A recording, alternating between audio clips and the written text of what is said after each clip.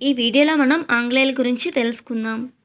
British రాణి 1వ Elizabeth అనుమతితో 1600 సంవత్సరంలో బ్రిటిష్ ఈస్ట్ ఇండియా కంపెనీని స్థాపించారు. బ్రిటిష్ ఈస్ట్ ఇండియా కంపెనీనే మర్చెంట్ ఆఫ్ అడ్వెంచర్స్ అని అంటారు. ఆంగ్లేయులు భారతదేశంలో తమ వర్తక స్థావరాలన్నీ మొదటిగా పశ్చిమ తీరానికి కేటాయించారు.